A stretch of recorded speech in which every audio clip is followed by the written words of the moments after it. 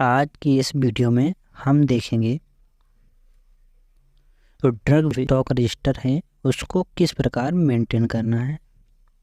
आप सभी को अभी तक जो न्यू ड्रग स्टॉक रजिस्टर है सभी को मिल चुका होगा,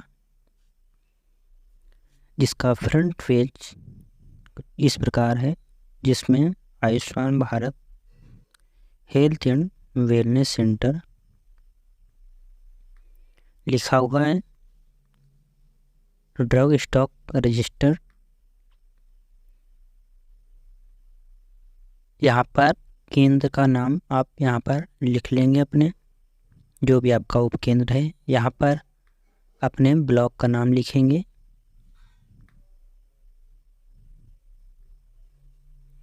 यहाँ पर अपने डिस्ट्रिक्ट का नाम लिखेंगे। इस सत्र में आप लिखेंगे 23-24, जो करंट सत्र अभी चल रहा है उसको आप यहाँ पर लिख लेंगे। नेक्स्ट पेज जो अंदर दिया गया है फॉर्मेट कुछ इस प्रकार है। Ayushman Bharat health and wellness centre drug stock register, जिसमें कि फॉर्मेट दिया गया है serial number, date, opening stock, receiving quantity, batch number, manufacturing date, expiry date, name of supplier, issue quantity, name of receiver और क्लोजिंग स्टॉक का format दिया गया है।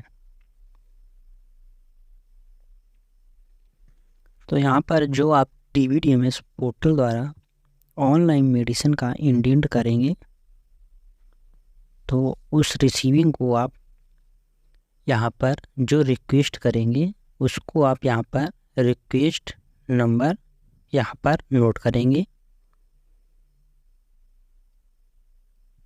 और यहाँ पर रिक्वेस्ट डेट नोट कर देंगे, जिस डेट में आपने रिक्वेस्ट की है।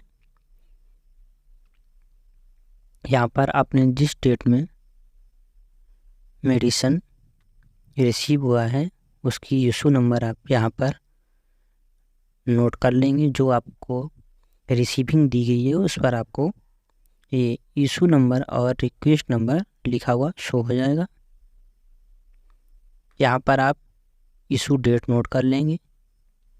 इससे पहले आपको ऊपर लिखना रहेगा जहाँ से आपने ड्रग को रिसीव किया है उस ड्रग वेयर हाउस को आप यहाँ पर लिख लेंगे। जैसे मैंने लिखा है drug warehouse UPMS CLSRE, इसको इस प्रकार आप अपने रजिस्टर में नोट कर लेंगे। आप 2 पेज स्टार्टिंग के छोड़ देंगे ऐसा लिखने के लिए। तो मेडिसिन को लिखने के लिए हमारे पास कुछ ऐसा फॉर्मेट आ गया है, जिसमें जो फॉर्मेट दिया गया था वही फॉर्मेट है। Serial number, date, opening stock, receive quantity, batch number, manufacturing date, expiry date, name of supplier, issue quantity, name of receiver और क्लोजिंग स्टॉक का फॉर्मेट दिया गया है।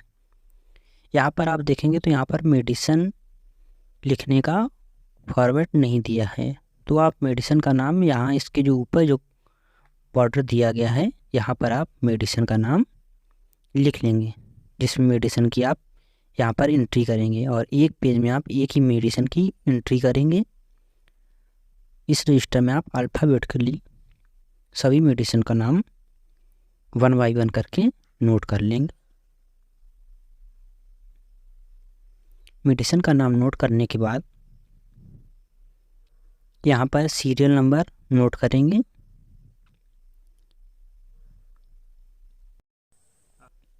यहाँ पर डेट नोट करेंगे, जिस डेट में आपने स्टॉक ओपन किया है या जिस डेट में आपने मेडिसिन रिसीव किया ड्रग वेयर हाउस से, उसको आप यहाँ पर नोट कर लेंगे। यहाँ पर ओपनिंग स्टॉक में आप वह मेडिसिन लिखेंगे जो आपकी पिछले मंथ के स्टॉक बचा हुआ रहेगा इस मेडिसिन का। जैसे मैंने सिप्रोफ्लॉक्सासिन हाइड्रोक्लोराइड 500 mg का टैबलेट नोट किया है, तो यदि मेरे पास इस टैबलेट की 50 गोलियां मेरे पास शेष होंगी तो उसको मैं यहाँ पर 50 नोट करूँगा। यदि मेरे पास सिप्रोफ्लॉक्सासिन की एक भी गोली नहीं है तो मैं यहाँ पर 0 नोट किया है। रिसीविंग क्वांटिटी में आप उस क्वांटिटी को एंटर करेंगे जो आपने रिसीव की है अपने ड्रग वेयर हाउस से या CSC से। बैच नंबर में आप मेडिसिन का बैच नंबर नोट करेंगे। यहाँ पर मैन्युफैक्चरिंग डेट यहाँ पे नोट कर लेंगे। एक्सपायरी डेट मेडिसिन का आप एक्सपायरी डेट के कॉलम में नोट करेंगे। और यहाँ पर नेम ऑफ सप्लायर, तो सप्लायर आपके चेंज होते रहते हैं। जैसे आप ड्रग वेयर हाउस से सब मेडिसिन ला रहे हैं तो आप यहाँ पर लिखेंगे UPMS CLSRE। ये आपका ड्रग वेयर हाउस जिस जगह है उसका नाम आप यहाँ पर लिख देंगे।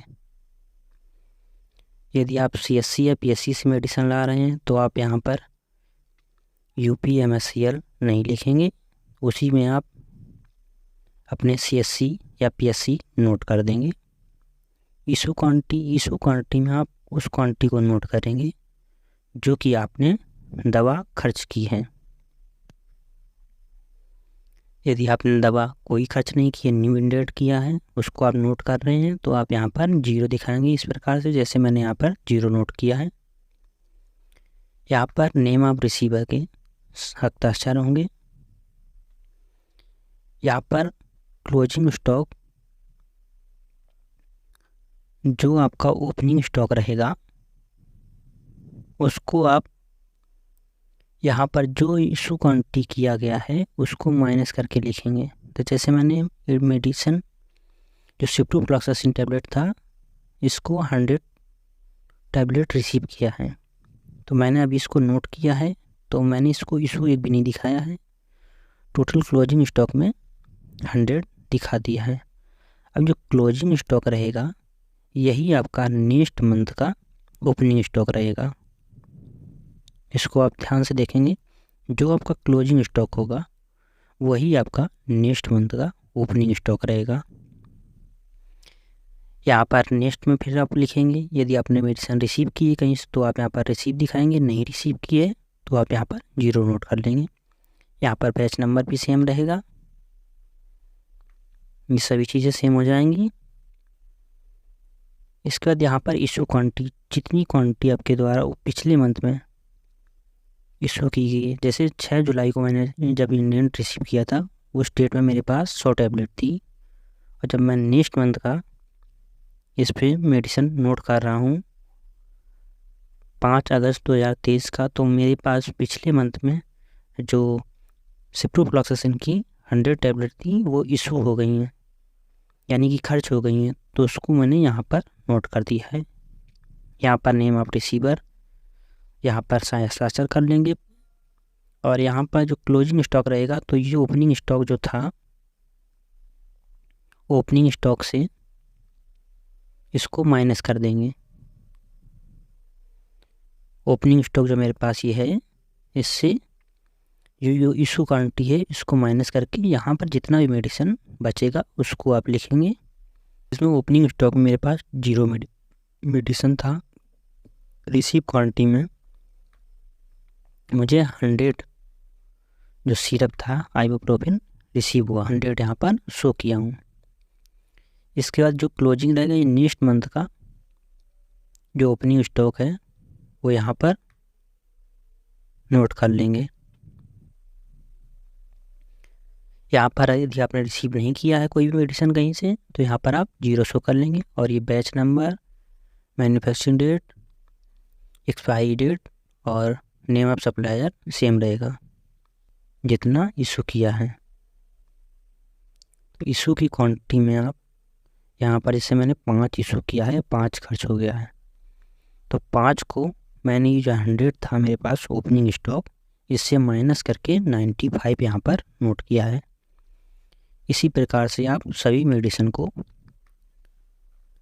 नोट कर लेंगे और चार्ट पे वगैरह कर लेंगे। जैसे मैं कुछ चार्ट आपके सामने शो कर दे रहा हूँ, इस प्रकार से आप मेडिसिन को नोट कर लेंगे जितना आपने खर्च किया है जिस डेट में।